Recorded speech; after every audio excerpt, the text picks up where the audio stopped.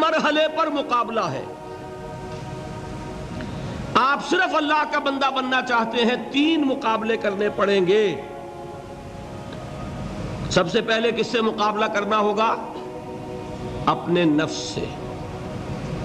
وہ جو کل شعر سنایا تھا کہ مسجد تو بنا دی شب بھر میں ایمان کی حرارت والوں نے، من اپنا پرانا پاپی ہے برسوں میں نمازی بن نہ سکا.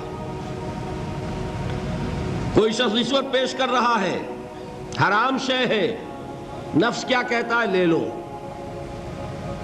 کہتا ہے کہ نہیں؟ اور بڑی پٹیاں پڑھاتا ہے کہ یہ سارا تقویٰ کا حیضہ تمہیں ہو گیا ہے، فلاں حاجی ہے، فلاں وہ ہے، وہ بھی لیتا ہے، اور فلاں ضرورت رکی پڑی ہے، بچے کی فیس نہیں گئی ہے، بیوی کو اتنا عرصہ ہو گیا ساڑی کی فرمائش کرتے ہوئے ساڑی نہیں خریدی گئی ہے. یہ ساری پٹی پڑھائے گا نفس کے نہیں. اب اگر آپ مقابلہ کر سکتے ہیں نفس کا تو بچیں گے، مقابلہ نہیں کر سکتے مار کھا جائے. یہی ہوگا کہ نہیں؟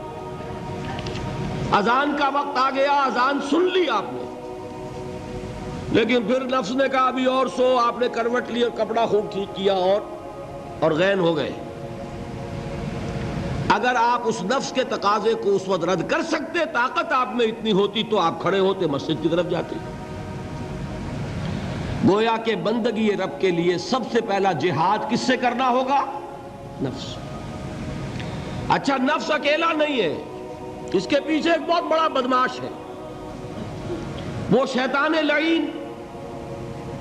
وہ اسے اکساتا رہتا ہے، پھونکے مارتا ہے. الذی یوسوس فی صدور الناس، اشتعال پیدا کرتا ہے، پٹیاں پڑھاتا ہے، برائی کو مزین کرتا ہے، بے حیائی کو فیشن کا نام دیتا ہے، ناچ گانے کو وہ کلچر کا نام دیتا ہے.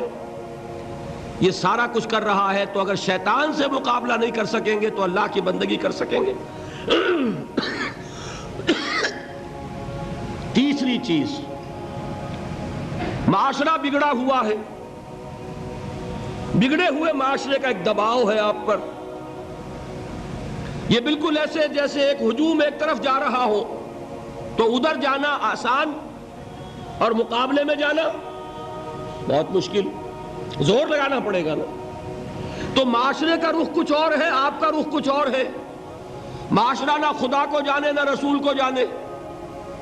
آپ چاہتے ہیں اللہ اور اس کے رسول کے حکم پہ چلنا، کشمکش کرنی پڑے گی کہ نہیں؟ بہت پیارے ہیں وہ مصرے، زمانہ بات و نہ سازت تو با زمانہ ستیز.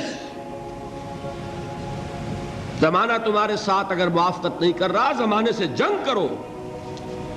اور بے غیرت اور بے حمیت اور بودے اور بزدل اور کچے لوگوں کا اصول کیا ہے؟ زمانہ بات و نہ سازت تو با زمانہ بے ساز. زمانہ تمہارے ساتھ موافقت نہیں کرتا، بھائی تم زمانے کے رنگ میں رنگے جاؤ. آسان راستہ کون سا ہے؟ زمانہ تمہارے رنگ میں نہیں آتا، تم اس کے مطابق ڈھل جاؤ، کوئی تکلیف ہوگی. اور زمانہ تمہارے ساتھ اگر موافقت نہیں کر رہا، تم زمانے سے لڑو، تکلیف آئے گی کہ نہیں؟ 3 جہاد کرنے پڑیں گے تو انسان اللہ کا بندہ بن سکے گا. بات سمجھ میں آئی؟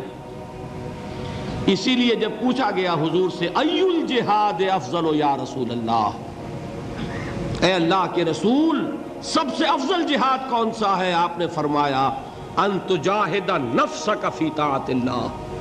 سب سے افضل جہاد یہ کہ اپنے نفس سے جہاد کرو، کشمکش کرو، مقابلہ کرو، تاکہ اسے اللہ کا مطیع بناؤ.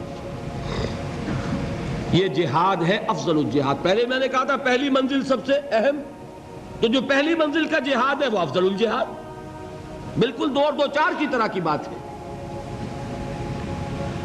اور اسی کو کہا گیا جہاد اکبر. جب آپ غزوہ تبوک سے واپس آئے ہیں، آپ نے فرمایا مسلمانوں یہ نہ سمجھنا جہاد ختم ہو گیا. رجعنا من الجہاد الاصغر الى الجہاد الاکبر. وہ تو چھوٹا جہاد تھا جو ہم کرنے گئے تھے کافروں سے خلاف. یہ بڑا جہاد ہے جو مدینے میں رہ کر ہوگا، ہر آن ہوگا. وہ تو کبھی ہوتا ہے کبھی نہیں ہوتا، یہ ہر وقت ہوتا ہے. ہر صبح ہوتا ہے، ہر رات ہوتا ہے، ہر شام ہوتا ہے، ہر لحظہ ہوتا ہے، ہر وقت کشمکش ہے خیر و شر کی، حلال اور حرام کی، صحیح اور غلط کی، زمانے کی روش اور دین کا تقاضا ٹکرا رہے ہیں۔ آپ اگر اس راستے پر پہلا قدم رکھیں ایک عزم کے ساتھ تو ہوش ٹھکانے آ جائیں گے، دن میں تارے نظر آئیں گے، 14 طبق روشن ہو جائیں گے کہ دین کا نام لینا آسان ہے، چلنا بہت مشکل۔ چمی گویم مسلمانم بے لرزم کہ دانم مشکلات لا الہ را۔